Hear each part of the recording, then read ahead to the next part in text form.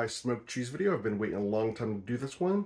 And before I get started, I just want to give you a checklist of what you need. When I go through the video, I'm going to be going over what you need also, but I thought I would just put it out in front here. First things first, when you should smoke cheese. Usually late fall, winter is the perfect time. As long as it's below 75 degrees, that's the recommended time. Some people say even high as 80 degrees is still good, as long as you put like some ice in the smoker too, so the cheese doesn't get too melty. I personally wouldn't. It is about 41 degrees today. It's perfect weather for smoking cheese. You're not going to be turning the smoker or grill on, so you're not going to have to worry about it getting too hot, but make sure it's below 75. Let's get to our checklist of supplies. First, you're going to need time. For what I usually do, I give 2 hours for the cheese to breathe, so that gets all the oils out. Then I do 4 hours for smoking, 2 hours each side. And when I'm done, I come in, towel it off, put it in the fridge. Then I wait 24 hours for it to, kind of just rest and air out.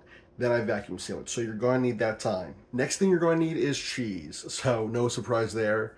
I get the 8-ounce bricks from the supermarket. You get things like, cheddar, Gouda, Swiss, pepper jack, Colby jack, things like that, things that'll smoke easy. After you're done, you can cut them up, take it to parties, have your own parties. And when you say I smoked it myself, people get impressed. So, you just get the basic blocks and you'll be great. Next is a place to smoke. So, such as a grill or a smoker. As long as you have a vent on the grill or smoker, you'll be fine. You put the cheese near the vent, you put the source of the smoke at least around a foot away. Smoke blows to the vent, covers the cheese. After about 4 hours, you've got yourself a nice cheese there. Next is a smoking tube. You can get one of these on Amazon for about $12. It looks like a metal grid in a tube. You fill it with wood chips, you light it up, you let it flame for 10 minutes, you blow the flames out, it smokes for 4 hours. Then after that, you're good to go. Next thing is wood chips. I use a cherry wood. You can use apple wood. You can use hickory. I would recommend, though, sticking with the basics. Don't do anything creative until you become a pro at this. Next thing is a butane lighter. I've tried regular lighters, and the wood pellets, they don't light up right away, and you have to hold it up for about 20 to 30 seconds for them to get a good flame going. So butane lighters work best, and you want to get that flame going and going hard, and it'll start smoking, and it'll work great. Next, cooking sheet, just like this. Something for you to rest your cheese on before you put it in the smoker, after you get it out of the smoker, and for when you're putting it in the smoker. I wouldn't recommend using the grates on the grill or the smoker, because those get pretty dirty out there.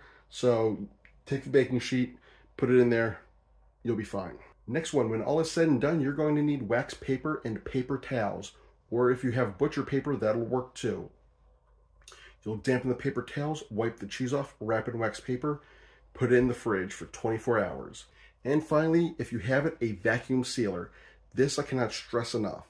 Your cheese is going to be in there for a while, so you're going to want to wait at least 10 to 14 days until you can enjoy it.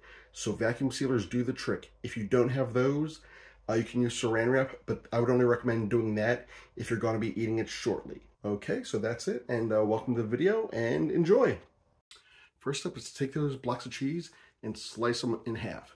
Now, you can do them in half so they're 2 squares, or right down the middle so it looks like 2 candy bars. I've only done the candy bar method once. I find the equal halves part works better and gets an equal amount of smoke in there and a better flavor, but that's me.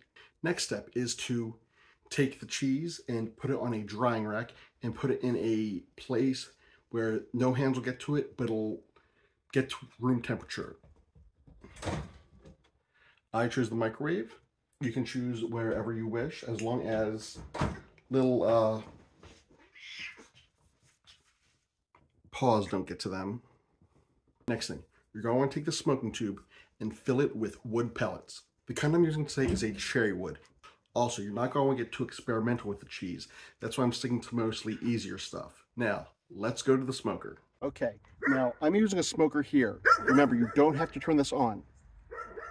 Also, you should let your cheese sit for at least 2 hours to get all the oils out, so the smoke will stick to it better. So what I'm going to do now is I'm going to light these up. So let's go.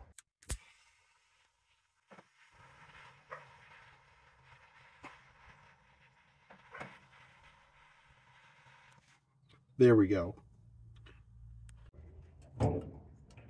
There you go.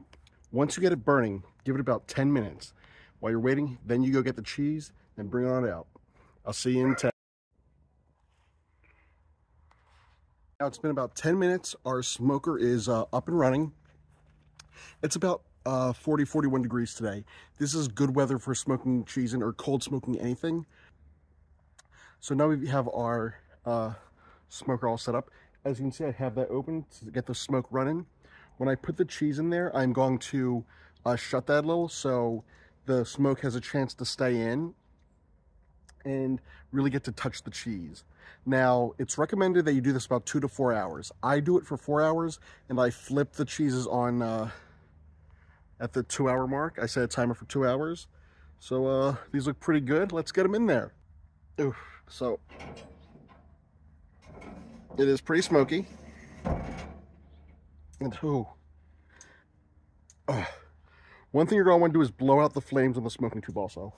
Now, this will last for about 4 hours of smoke, which is enough good time to smolder everything, to get the cheese all good, and to when you come out at around at the halfway mark, it'll be good to go. This smoke's burning my eyes. Okay, so make sure they're spaced far enough from the smoke that the smoke will touch them, and put them close to the ventilation area so the smoke will pass through them. Also space them apart so smoke can touch pretty much every single side of them, except for the side that it'll be touching when you flip them at the halfway point. So we got good smoke going here. I'll be back in about 2 hours. Right now it is about between 3:30 and 4 o'clock in the afternoon. If it is dark in 2 hours, I might try to videotape it, but if it's too dark, I won't. But I'll see you then. Hey everyone, Pop Daddy here, and it has been 2 hours, and it's about 5 after 6 now. It gets pretty dark out here. I don't know if you can see behind me. There's my hand, but I was going to do it this way, but you can't see that well. And as you can see there's the smoke. Whoa, there's a lot of smoke. And now we are going to flip the cheese. Now, seeing as we're cold smoking, we shouldn't have a problem touching it because I actually just touched it. I actually touched the metal below. It is cool to the touch. Ooh, that smoke gets you. The only thing I would not recommend touching is the smoking tube itself. So let's flip this cheese.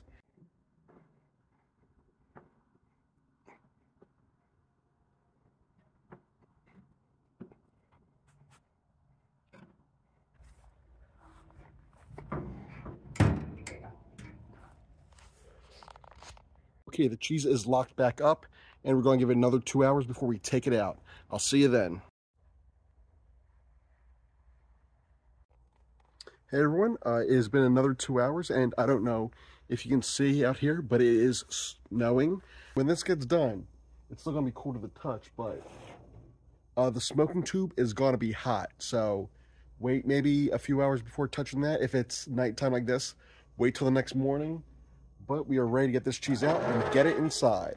Okay, here we have our after shots. You can see these are very oily from the smoking process, and the fact they've been out not in room temperature, in a little bit higher temperature for the past few hours. And there you go. We got our smoked cheese right there. Doesn't that look good enough to eat? But you don't want to eat just yet, because if you were to take a bite out of this cheese, it would taste like a whole lot of nothing. The way it works is somehow because all the oils that have gone out, the flavor went out with it. So when we seal them up for so long, 10 to 14 days, to get that flavor back in there. And it absorbs the flavor back in, and it comes out great. But look at those. Those look so good. Let's get a before and after shot, or I'll just throw them up. So what we're going to do now is you're going to need some wax paper, and some paper towels. Damp the paper towels first. Then just rinse off any excess, if there's any soot or ash on the cheese. Then wrap it up in wax paper and stick it in the fridge for 24 hours, around 24 hours. This gives it a chance to air out, because if you put it right in that vacuum seal bag, it's going to have a smoky taste, but not that good of a smoky taste. Now, I don't know if I said this before, but if you were to open it up tomorrow before you vacuum seal it, take a bite out of it, it would be like taking a bite out of a piece of firewood. You don't want that.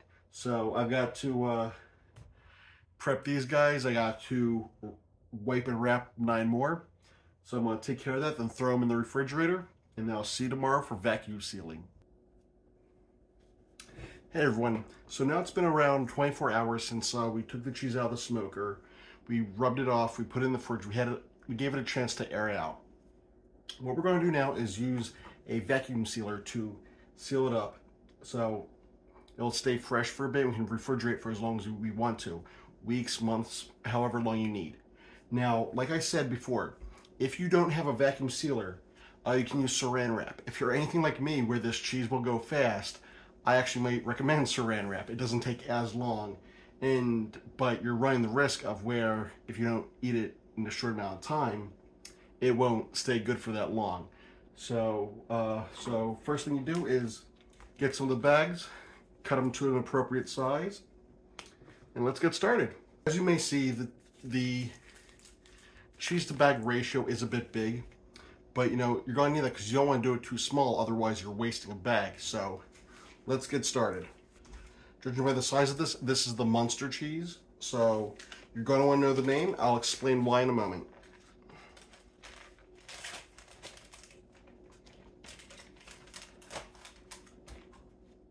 And now we vacuum seal.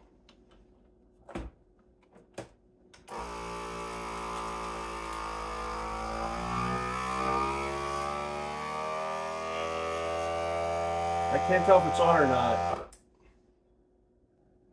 The sealing process, and lights green, traps clean. There we go. And we have a piece of sealed cheese that is ready to eat in 2 weeks.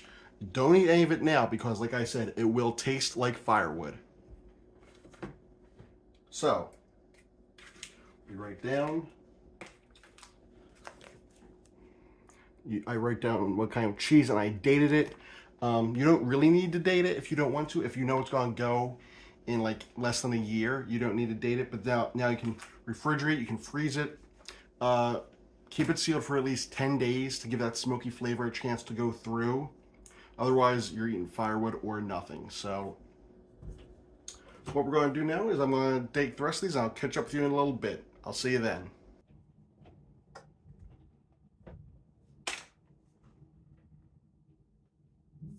Lights green, traps clean. Last brick. So, actually, you know what? Let's get this area cleaned up a bit. There you go. And if you're like me, you now have 10 4-ounce bricks of cheese. That is 40 ounces of cheese in 5 different flavors. What you do now, you can refrigerate them. After that, after those 2 weeks are up, give them as gifts, enjoy them yourselves, shred them up. I made a mac and cheese video earlier this year where I used some of my smoked cheese. It's whatever you use cheese for, feel free to do it. But you've added that smoky flavor, and you know, this is yours. This is something you did. And you know, let's get these away. Ready? Okay, now I know what you're thinking. At the end of these 2 weeks, how's that cheese going to be? Well, let's find out. Let's pretend it's 2 weeks from now. Ooh. See what I got here? I've got some of when I last smoked earlier this year. I've got some mozzarella. This, as you can see, I didn't do it in the 2 squares for this. I did it candy bar style, which will look more like this if you do it with the 8-ounce blocks. So let's break it open and see how it is. if you're going to use mozzarella, make sure you use like the store bricks, not the soft kind, because of the melting point. It may not survive the smoking process, and it's hard to vacuum seal that.